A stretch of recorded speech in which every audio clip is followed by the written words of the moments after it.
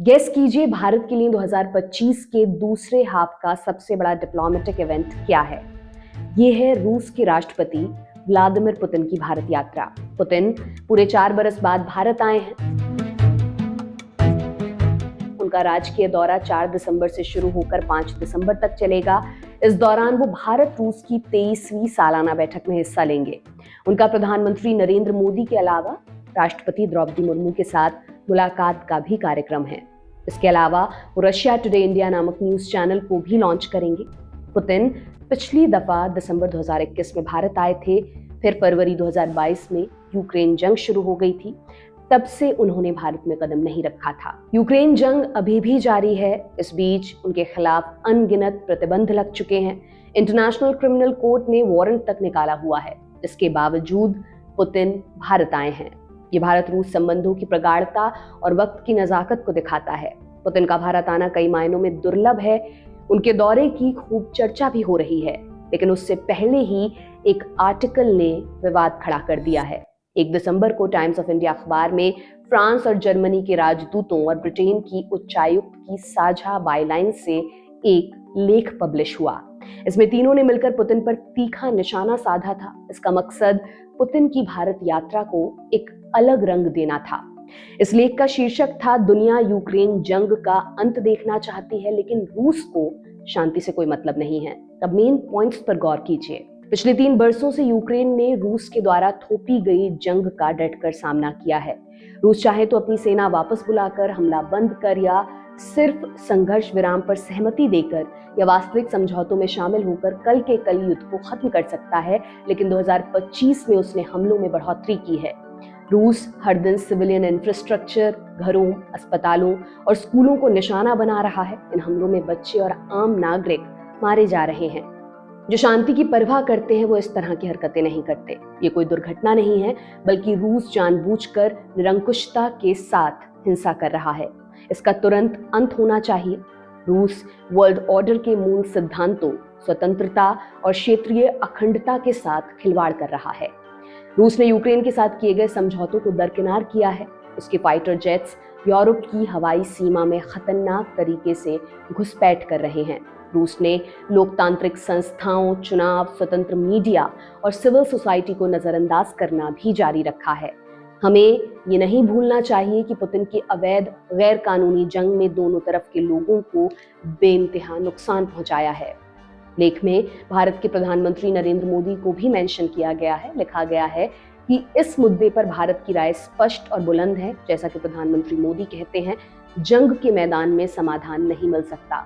आगे अमेरिका के राष्ट्रपति डोनाल्ड ट्रंप और यूक्रेन के राष्ट्रपति वोलोदिमीर ज़ेलेंस्की का भी जिक्र मिलता है। दावा किया गया है कि दोनों नेता एक निष्पक्ष और स्थायी शांति के लिए प्रयास कर रहे हैं, मगर रूस उसमें रुकावट पैदा कर रहा है। इसी लेख में तीनों देशों ने वादा किया है कि वे यूक्रेन को हर संभव मदद देते रहेंगे। अगर इस लेख का सार निकालें तो 3 बातें इसमें सामने आती हैं। पहली, रूस ने यूक्रेन पर जंग थोपी है और उसका इसे खत्म करने का कोई इरादा नहीं है। दूसरी, रूस कदम कदम पर अंतर्राष्ट्रीय कानूनों और मानवाधिकार का उल्लंघन कर रहा है। तीसरी बात, पश्चिमी देश न्याय और शांति के लिए यूक्रेन का सपोर्ट कर रहे हैं और करते रहेंगे। इस लेख में कुछ भी ऐसा नहीं है जो पहले से ना बोला गया हो। पश्चिमी देश रूस पर पहले भी इस तरह के इल्जाम लगाते रहे हैं, लेकिन इस बार जिस टाइमिंग के साथ ये लिखा गया उस पर हंगामा होना लाजमी था। विदेश मंत्रालय ने इस आर्टिकल की कड़ी निंदा की है। विदेश मंत्रालय के अधिकारियों ने कहा कि ये असामान्य है। किसी तीसरे देश के संबंधों पर टीका टिप्पणी स्वीकार्य डिप्लोमेटिक प्रक्रिया नहीं है। हमने इसका संज्ञान लिया है। हालांकि अभी तक भारत ने आधिकारिक बयान जारी नहीं किया है, लेकिन कई पूर्व डिप्लोमैट्स ने खुलकर लताड़ लगाई है। पूर्व विदेश सचिव कंवल सिब्बल ने लिखा, पुतिन के भारत दौरे से ठीक पहले पब्लिश हुआ ये आर्टिकल डिप्लोमेटिक नॉर्म्स के खिलाफ है। ये भारत के लिए भी अपमानजनक है, क्योंकि इसमें भारत के किसी तीसरे देश के साथ करीबी पर सवाल उठाया गया है। इसका मकसद भारत के प्रो यूरोप सर्कल में रूस के खिलाफ माहौल बनाना है। साथ ही इसके जरिए रूस के साथ हमारे संबंधों को भी कटघरे में खड़ा किया गया है। वे जानबूझकर हमारे आंतरिक मामलों में दखल दे रहे हैं।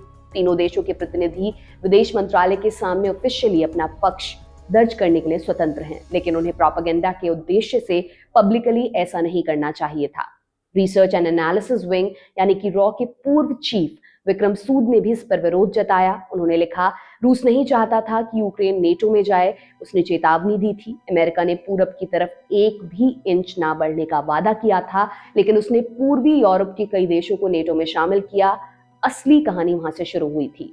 दरअसल तीनों देशों के प्रतिनिधियों ने आर्टिकल में कहीं पर भी रूस यूक्रेन जंग की वजहों का जिक्र नहीं किया है। उनका काम रूस को दोषी ठहराने भर तक सीमित था, इसलिए इसमें किसी तरह की गंभीरता और गहराई नजर नहीं आती। ये पूरी तरह से एक तरफा रैंट जैसा दिखता है, लेकिन इसके अंदर छिपी मंशा को पूरी तरह दरकिनार भी नहीं किया जा सकता और ना ही किया जाना चाहिए। अब ये समझते हैं कि पुतिन का दौरा इतना अहम क्यों है। फर्स्ट पॉइंट, पुतिन जंग के बीच में पहली बार भारत आए हैं। यूक्रेन पर हमले के बाद से वो विदेशी दौरे से बचते थे। वो ऐसे समय में भारत आए हैं जब भारत और अमेरिका के रिश्ते खराब हुए हैं और डोनाल्ड ट्रंप टैरिफ लगाकर भारत को डिक्टेट करने की कोशिश कर रहे हैं। उन्होंने भारत से रूसी तेल का आयात कम करने और अमेरिकी हथियारों की खरीद बढ़ाने की पेशकश की है, जबकि रूस दोनों मामलों में भारत के सबसे बड़े सप्लायर्स में से एक है।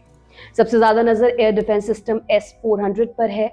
भारत ने अमेरिका के विरोध के बावजूद इसको खरीदा था। ऑपरेशन सिंदूर के दौरान ये काफी कारगर साबित हुए। अब भारत 5 और S-400 खरीदना चाहता है। इसके अलावा सुखोई Su-57 को लेकर भी बात आगे बढ़ सकती है। ये अमेरिकी फाइटर जेट F-35 की टक्कर का विमान है। जब पीएम मोदी फरवरी 2025 में अमेरिका गए थे, तब ट्रंप ने भारत को F-35 बेचने की पेशकश की थी, लेकिन भारत ने उसमें कोई दिलचस्पी नहीं दिखाई। अब भारत अगर रूसी फाइटर जेट्स की तरफ जाता है तो अमेरिका इससे जरूर परेशान होगा। हालांकि भारत की स्ट्रैटेजिक ऑटोनॉमी को पुख्ता करेगा। इससे ये संदेश आगे जाएगा कि हम किसी के दबाव में आने वालों में से नहीं हैं। सेकंड पॉइंट, भारत रूस संबंध के 3 अहम स्तंभ हैं: एनर्जी, डिफेंस और डिप्लोमेसी। यूक्रेन जंग के बीच रूस भारत में कच्चे तेल का सबसे बड़ा सप्लायर बना। उसने डिस्काउंटेड रेट्स पर भारत को तेल बेचा। इससे भारत में पेट्रोल डीजल की कीमतों को कंट्रोल में रखने में मदद मिली। डिफेंस की बात करें तो पिछले कई बरसों से भारत सबसे ज्यादा हथियार रूस से खरीद रहा है। रूस ने कई बार गाढ़े वक्त में भारत की मदद की है। 1971 युद्ध के दौरान उसने अपना जंगी बेड़ा तक भेजा था। डिप्लोमैटिक मंचों पर भी भारत और रूस ने एक दूसरे का साथ दिया है। दोनों देश ब्रिक्स, G20 और SCO जैसे संगठनों के अहम सदस्य हैं। रूस यूएन सिक्योरिटी काउंसिल में भारत की परमानेंट मेंबरशिप का समर्थन करता है और उसने कई मौकों पर भारत के समर्थन में वीटो भी किया है।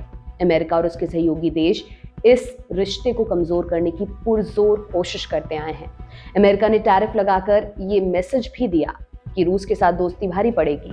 फिर भी भारत ने पुतिन को बुलाया और वे एनर्जी और डिफेंस डील को आगे बढ़ा रहे हैं।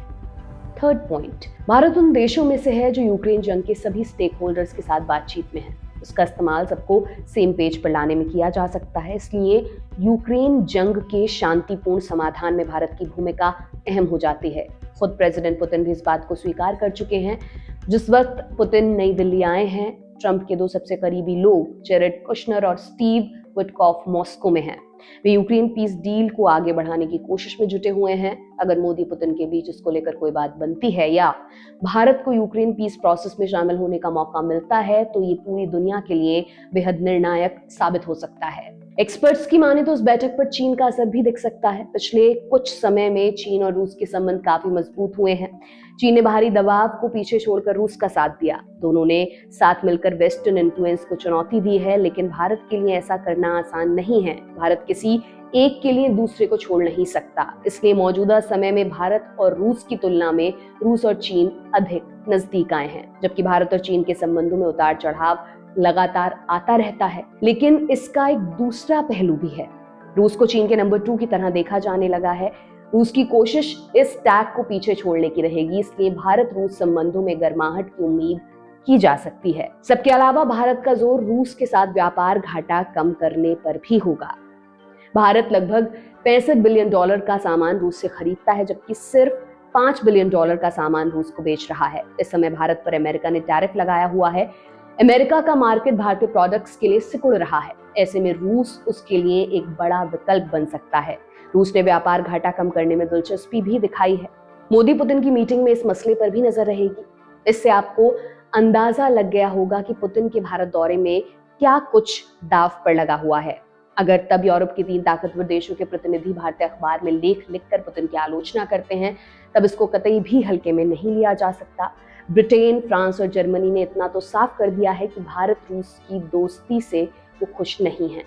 इस रायशुमारी में आप अमेरिका को भी शामिल मान सकते हैं। ऐसे में भारत के सामने चुनौती होगी कि वो इस परिस्थिति को कैसे संभालता है और किसी को नाराज किए बिना अपनी स्वायत्तता को कैसे बरकरार रखता है। आप हमें कमेंट बॉक्स में बता सकते हैं कि भारत को रूस के साथ कैसे संबंध रखने चाहिए। अगर ये वीडियो पसंद आया हो तो इसको लाइक और शेयर करते जाइए। हमारे चैनल क्यूरिस्तान को भी सब्सक्राइब कर लीजिए। ये तमाम जानकारी आपके लिए लेकर आए थे अभिषेक। नए वीडियो में नई कहानी के साथ मैं आपसे फिर मिलूंगी। तब तक के लिए विदा लेती हूँ। बहुत बहुत शुक्रिया।